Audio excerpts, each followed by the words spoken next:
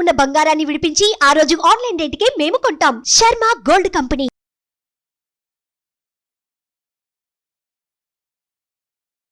నమస్తే, welcome to Suman TV. నేను మీ యామ్ని.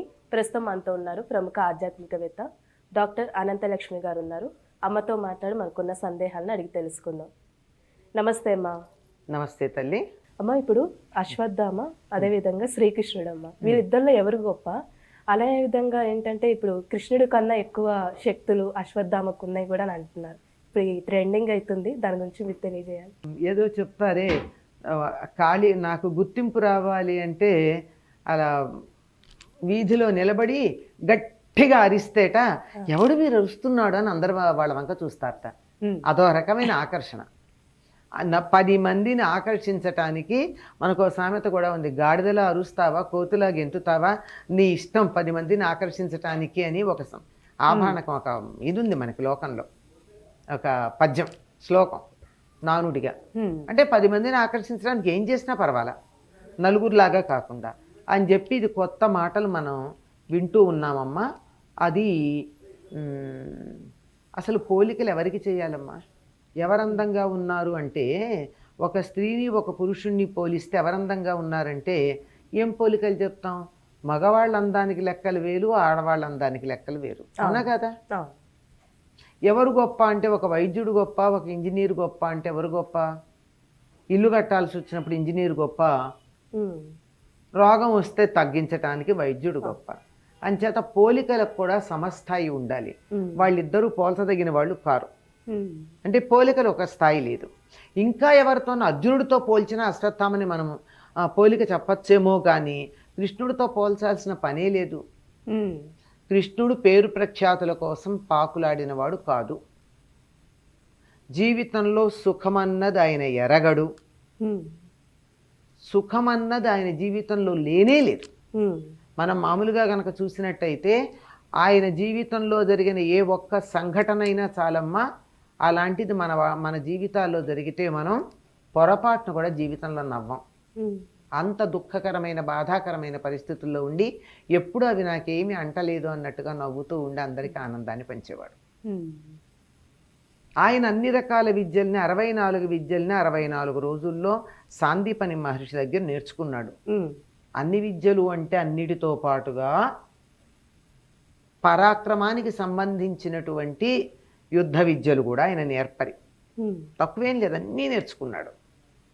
నాకు ఈ విద్య వచ్చు కదా అని ప్రదర్శిస్తారా? అందరూ అవసరమైనప్పుడు ప్రదర్శిస్తారు, అంతేగాని ఎక్కడ పడితే అక్కడ నాకు భుజబలం ఉంది, ఎవరు నాతో యుద్ధం చేస్తారు, నేను బాగా గదా యుద్ధం చేస్తే ఎవరు నాకు పోటీ వస్తారు అని చెప్పి అనేటటువంటి వాడు పేరు ప్రఖ్యాతుల కోసం తాపత్రయపడమే తప్ప విద్య మీద గౌరవం ఉన్నవాడు కాదు అని చెప్పచ్చు. అలాంటి వాడు కృష్ణుడైతే అశ్వత్థామ నిజంగా బాగా చదువుకున్నవాడు, పండితుడైనటువంటి వాడు, పరాక్రమవంతుడైనటువంటి వాడు, శౌర్యం కూడా కలిగినవాడు. అన్నీ ఉన్నాయి, కానీ అసూయ కూడా ఉంది. అందువల్లే తండ్రి అయినటువంటి ద్రోణుడు కొడుకు మీద పిచ్చి ప్రేమ. ఎంత ప్రేమ అంటే అశ్వత్థామ హతః అనగానే కుంజరహ అనే తర్వాత మాట వినకుండానే అస్త్ర సన్యాసం చేశాడు. అంత పిచ్చి ప్రేమ. ఆ ద్రోణుడి భార్య కృపికి కూడా కొడుకు అంటే ఎంత ప్రేమ అంటే భర్తతో సహగమనం చేయకుండా కొడుకు కోసం బతికుంది. అంత ఇష్టం. కానీ వాడు అన్ని గుణాలు ఉన్నాయి, కానీ ఒక్క దోషం ఉంది వాడికి, అసూయ అన్నాడు.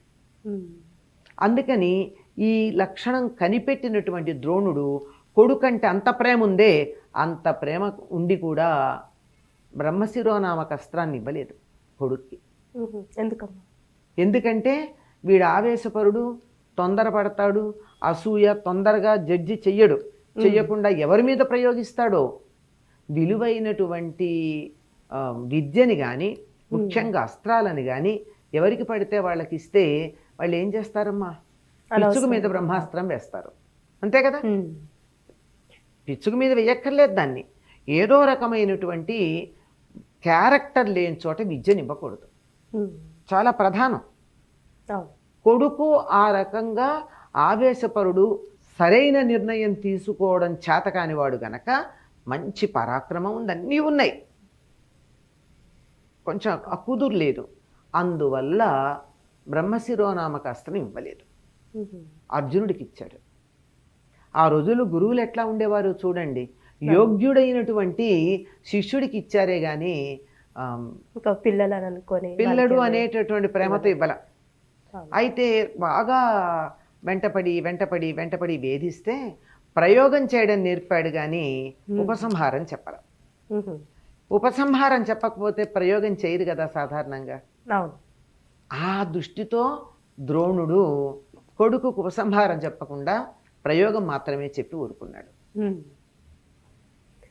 మరి అట్లాంటి వాడిని మీరు గొప్పవాడని ఎలా అంటారు?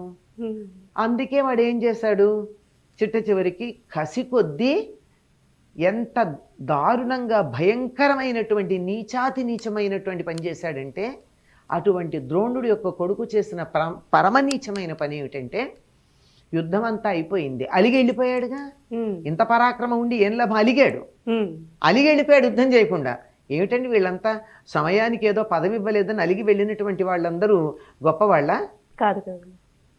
పదవి ఇచ్చినా ఇవ్వకపోయినా భక్తి ఉన్నట్టయితే, రాజభక్తి ఉన్నట్టయితే ఉండి సేవ చెయ్యాలి, సహాయం చెయ్యాలి, పదవి తెచ్చుకోవాలి, అంతేగాని ఇచ్చేదా? వెళ్ళాడు, చివరికి వచ్చేటప్పటికి అంతా జరిగిపోయింది. జరిగిపోతే కసి కొద్దీ దుర్యోధనుడికి ఏదో ఒక మేలు చెయ్యాలి. దుర్యోధనుడు అంటే ఎందుకు ఇష్టం? అర్జునుడు వ్యతిరేక పక్షంలో ఉన్నాడు కనుక ఇష్టం. అర్థమైంది? శత్రువు మిత్రుడు అన్నట్టు. లేకపోయినా మొదటి నుంచి అక్కడ ఉన్నారు వీళ్ళు. ద్రోణుడు ఇద్దరికీ చదువు చెప్పాడు, కౌరవులకి పాండవులకి. కౌరవుల పక్షానే నిజాయితీగా ఉండిపోయాడు. పాండవులంటే ఇష్టం ఉన్న, అర్జునుడంటే ప్రేమ ఉన్న కౌరవ పక్షానే ఉన్నాడు. తను అటే ఉన్నాడు. వచ్చి దుర్యోధనుడికి ఏదో ఒక మేలు చేయాలని చెప్పి నిద్రపోతున్న చిన్నపిల్లలైన ద్రౌపది కొడుకులు ఉప పాండవులని సంహరించాడు. దారుణమైన పని అమ్మా. అపాండవమగుగాక అని చెప్పి బ్రహ్మశిరోనామక అస్త్రాన్ని ప్రయోగించాడు. అంటే పాండురాజు యొక్క సంతతి ఎవరైతే ఉన్నారో వాళ్ళందరూ చనిపోవాలి అని. ఎంత దారుణమమ్మా.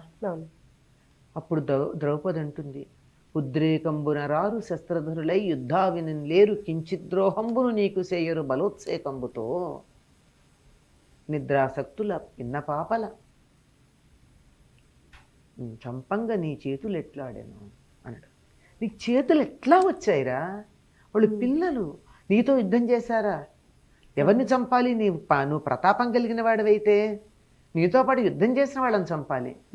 ఉద్రేకంబున రారు, నీతో యుద్ధం చేయలేదు, యుద్ధావని లేరు, కనీసం యుద్ధభూమిలో కూడా లేరు. నిద్రాసక్తులు, నిద్రపోతూ ఉన్నారు.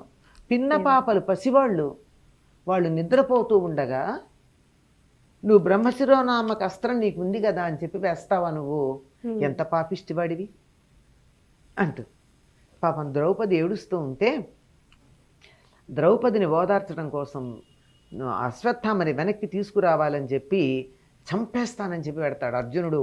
వీళ్ళెక్కు పెడతాడు, భీముడు పెడతాడు.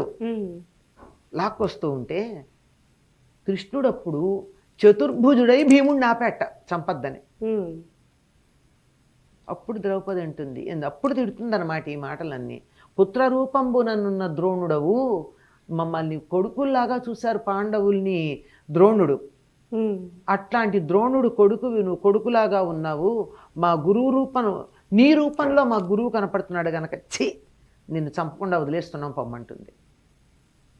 వాడు ఎందుకు పారిపోయాడంటే శిశుహంత కావున అంటాడు. చిన్నపిల్లల్ని చంపినటువంటి వాడు గనక సిగ్గుపడి పారిపోయేటవాడు. అంత పరాక్రమవంతుడు అయ్యుంటే బ్రహ్మశిరోనామక అస్త్రం వేసిన తర్వాత ఇక్కడే ఉండొచ్చుగా. ఉండకుండా ఎందుకు పారిపోయాడు? చేసింది తప్పని తెలుసు. ఈ ఉప పాండవులు ఇలా చనిపోవడమే కాక ఉత్తర గర్భంలో ఉన్నటువంటి గర్భస్థ శిశువుని కూడా ఈ బ్రహ్మశిరోనామక అస్త్రం బాధించడం మొదలుపెట్టింది. పాండవ సంతతే కదా అది. అప్పుడు ఆ పాపం ఉత్తర గర్భంలో ఉన్నటువంటి శిశువు ఏడిచేట, మా అమ్మ ఎప్పుడు ఎవరో విష్ణువు అన్నవాడు కాపాడతాడంటు అని అంటూ ఉంటుంది. ఎవడు ఆ విష్ణువు? ఆ విష్ణువు వచ్చి నన్ను కాపాడకూడదా అనుకున్నట్ట గర్భస్థ శిశువు. అందుకని విష్ణువు చతుర్భుజుడే లోపల ప్రవేశించి అతడికి ప్రాణం ఉండేట్టుగా చేశాడు. అంటే ఇప్పుడు అశ్వత్థామడమ్మ ఇంకా బ్రతికే ఉన్నారు, ఆ, ఉన్నాడు, చిరంజీవుడు ఉన్నాడు. అని అంటారు. వీడికి ఇంతకు ముందు చిరంజీవిగా బతికుంటాడనేటప్పుడు అటువంటి వరం ఉంది. ఆ వరం ఉన్న తర్వాత వీడి పనులు చేశాడు కదా. వీడివన్నీ చేయడానికి కారణం ఏమిటంటే ఇంత పొగరు ఉండడానికి వాడి తల మీద ఒక మణి ఉంటుంది. ఆ మణిని తీసేయి వాడి పొగరు అణుగుతుంది అని చెప్తారు వాడిని చంపకుండా. ఆ పొగరు అణిగిన తర్వాత ఈ చేసినటువంటి పనుల వల్ల, చేసిన మామూలు పని కాదు కదా, యుద్ధంలో ఉన్న వాళ్ళని చంపుతారా, పసి వాళ్ళని చంపుతారా? యుద్ధం అంతకాలం ఏదో వంక పెట్టి పారిపోయావా, తర్వాత చంపి కూడా పారిపోయావా? నువ్వు పరాక్రమవంతుడైతే పారిపోవుగా. ఉపసంహారం తెలియనటువంటి అస్త్రం ఎట్లా ప్రయోగించావు? అందుకని మళ్ళీ అర్జునుడిని పిలిచి ఆ ఉపసంహార మంత్రం చెప్పించి అది మిగిలింది ఏమీ జరగకుండా చూశారు. మధ్య అర్జునుడే చేయాల్సి వచ్చింది. ఇప్పుడు ఎవరు గొప్ప అర్థమైంది కదా. అయ్యాక అప్పుడు శపిస్తారు. ఏమనంటే, నువ్వు అసహ్యంగా ఒళ్ళంతా కుళ్ళిపోయి రసి కారుతూ ఎవరు చూడడానికి వీలు లేకుండా అసహ్యమైనటువంటి స్థితిలో ఉంటావని. ఎందుకంటే చచ్చిపోయే అవకాశం లేదు, వాడు బతికే ఉంటాడు. ఎంతకాలం అంటే 5000 సంవత్సరాలు అన్నారు. ఇప్పటికి 5000 సంవత్సరాలు అయ్యాయి గనక ఆ శాపం పోయి ఉండొచ్చు. అంటే కల్కి అవతారం వచ్చినప్పుడు అట్లా కాదు, కల్కి అవతారానికి దానికి సంబంధం లేదు. కల్కి అవతారం ఎప్పుడు రావాలమ్మా, ఎప్పుడు వస్తుంది? 4,32,000 సంవత్సరాల తర్వాత వస్తుంది. కలియుగం ప్రారంభమే 5,000 సంవత్సరాలే కదా అయింది. అప్పుడే అక్కడ 4,00,000 అక్కడ 5,000 అక్కడ సమయం ఉంది. అందులో మళ్ళీ అంతర్భేదాలు కూడా ఉన్నాయి కదా. కలియుగంలోనే కృత, త్రేత, ద్వాపర, కలియుగాలన్న ఉన్నాయి. వాటి గురించి ఏమన్నా చెప్పాలే తప్ప మన లెక్కల ప్రకారం కలియుగం అంటే 4,32,000 సంవత్సరాలు. అది అప్పటికి కాదు, చెప్పింది ఏమిటంటే 5,000 సంవత్సరాలు ఆ రకంగా ఉంటావన్నారు. చేత ఈ 5,000 సంవత్సరాలకి రూపం అనేది ఆయనకి మరి ఆ శరీరంలో మాంసం కండలు బయటకు పడుతూ దాని నుంచి రసి కారుతూ దుర్వాసన కొడుతూ ఉంటాం. ఎందుకంటే వీడు చేసిన చెడ్డ పని గనక ఆ దుర్వాసన వాడిలోంచి అంత వెళ్ళిపోతే వాడు స్వచ్ఛమవుతాడు. అలాగూ ఉండాలి. అశ్వత్థామ బలిర్వ్యాసో చెప్తారు కదా, వీళ్ళందరూ ఉంటారు అని చెప్పి చిరంజీవులు అని చెప్పినటువంటి వాళ్ళు అశ్వత్థామ, బలి, వ్యాసుడు వీళ్ళందరి పేర్లు ఉన్నాయి కదా. ఆంజనేయ స్వామి కూడా చిరంజీవి. ఈ వీటిల్లో రారు ఆయన, ఈ 7గురిలో రారు. మార్కండేయుడు ఉండడు, ఆంజనేయ స్వామి ఉండడు. కాక ఉన్నటువంటి చిరంజీవులు వీళ్ళు, వాళ్ళు ప్రత్యేకం అదనమాట. చేత ఉన్నాడు. దీన్ని బట్టి మీరు అర్థం చేసుకోండి, అసలు కృష్ణుడితో సంబంధం ఏమిటి? కాకపోతే అశ్వత్థామకి కృష్ణుడి మీద కోపం ఉంది, అది మాత్రం నిజం. ఎందుకుంది అంటే, కృష్ణుడు శపించినందువల్ల తనకి ఈ శరీరం వచ్చింది అని, కృష్ణుడు అర్జునుడి పక్షాన ఉండి దుర్యోధనుడికి వ్యతిరేకంగా ఉన్నాడని, అసలు చేతనై కూడా యుద్ధాన్ని ఆపలేదని, అసలు కోపం అర్జునుడి మీదే. కర్ణుడికున్నా అశ్వత్థామకున్నా అసూయ ఎవరి గురించి అంటే అర్జునుడి గురించి. చాలా చక్కగా తెలియజేస్తారమ్మా, ధన్యవాదాలు.